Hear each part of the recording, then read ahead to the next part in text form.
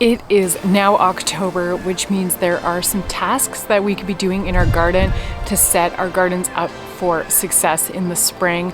So I'm going to take you through the tasks that you can be doing, and all of these mean that you are going to have a nice restful winter, and when spring arrives your garden is going to be ready to go and it's going to be in perfect condition to have the most successful garden of your life. What's up, my name is Bree from Urban Gardening Canada and I garden in Ottawa Zone 5. Today I'm going to be wandering around the garden with you, showing you all the different tasks that you can be doing and explaining why they're good and how to do them, and you will be set up for success come the springtime of next year. So without further ado, let's get gardening. So if you're growing in pots like this one here, you want to make sure that you cut everything down right at the base of the soil. And so you want to leave the roots in the pot because this is really helpful for your plants next season, because they can actually use the pathways of the roots for next year to build stronger plants. And so by not disrupting the soil and just cutting down at the base, you are going to have healthier soil for next year. If you grow in any type of pot, terracotta, ceramic, plastic, you really should be bringing these indoors into a garage or a shed or somewhere covered over the winter, because the harsh temperatures will affect the quality of the pot for next year. As you can see, this pot here is just absolutely broken. And so I bought this pot because it said that it was made out of recycled ocean plastics, and so I made myself feel better buying plastic pots when I absolutely regret it now. But every time I try and pick it up from the rim here and move it, it actually just cracks the rim off and breaks it. And so this is part of, if you leave them out in the winter, you really don't want to be doing that. And so hopefully you have a shed or a garage or some outdoor space that's covered, so you don't have to empty out the soil or store soil inside your house. But this is a really good task to be doing in the fall. So if you grow in raised beds, you want to do the exact same thing. You're just going to take any of your plants that are done producing, which they all should be around now since it is October, and you're just going to want to cut them at the base. And if you want, you can just chop and drop them in place here and then leave them in the soil to break down over the winter. And it's just a good way to feed the soil because you're returning the nutrients back to the garden.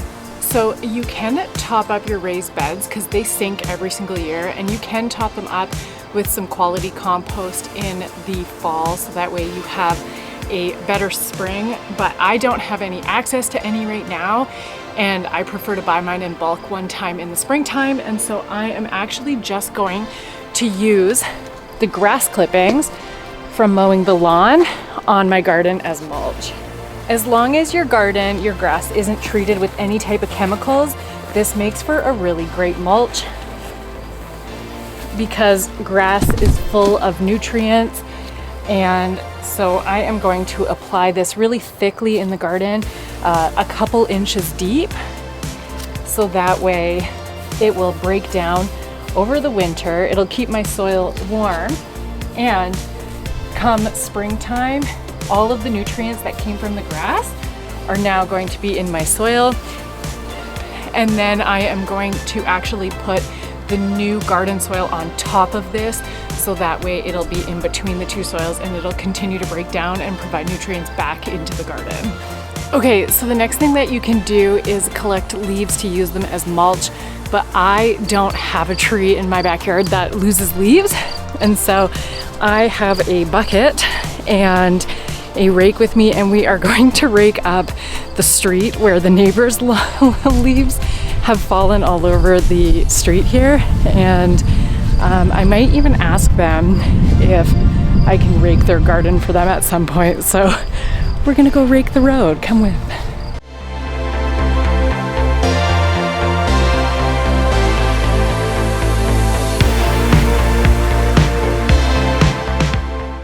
So I brought this tiny little pot with me to fill up the leaves that I collected, and it turns out there was way more than I expected, so I have a garbage can now.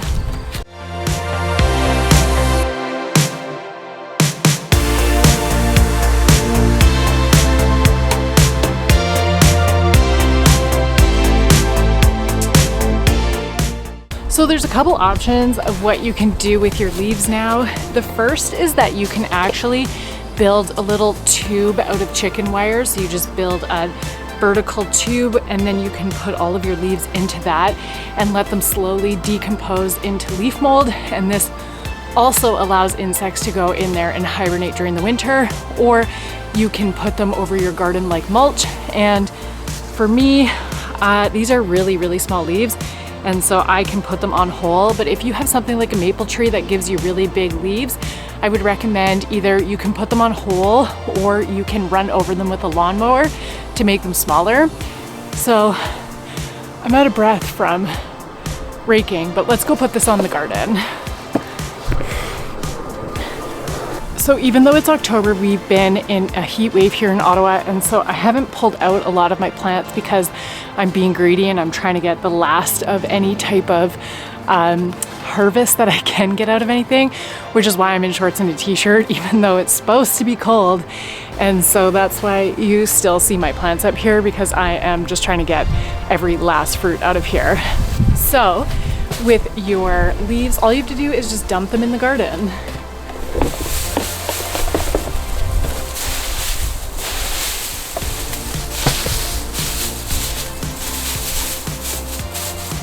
And same thing, you're just gonna spread them as deep as you possibly can. So if you can get 2 to 3 inches, that's the best. And this is just gonna set your garden up for a really good spring.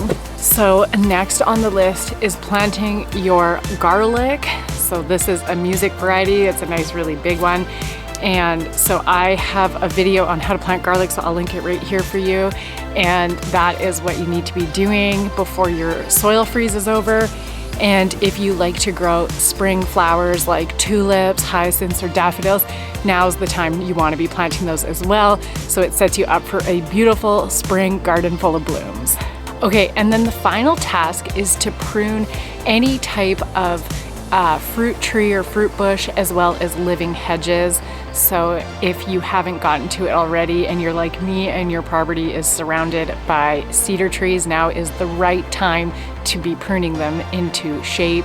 And if you have any fruit bushes that fruit on first year canes, you're going to want to make sure that you're pruning those, but be careful and make sure you do your research on the variety, because there are plants such as lilacs that you should not be pruning now. You should be pruning them as soon as they finish flowering, because they set up their blooms for spring in the fall time. So make sure that you know exactly what you're doing before you prune anything, because you don't want to accidentally prune at the wrong time and not get any fruit or flowers for next year. Also, if you are like me and you plant in a square foot garden, one of the things you could be doing this October is downloading my new interactive tool for square foot gardening. It'll help you plan out your garden for next year, including a shopping or seeding list that you're gonna need. And so I'll leave that in the link below for you. But why not start planning for next year already? Because as the season wraps up, we can only be excited and know the lessons that we learned this year that we can use next year. And that is everything for today's video. If you enjoyed it, make sure to give it a thumbs up and subscribe to the channel, and I will see you in the next video. Bye.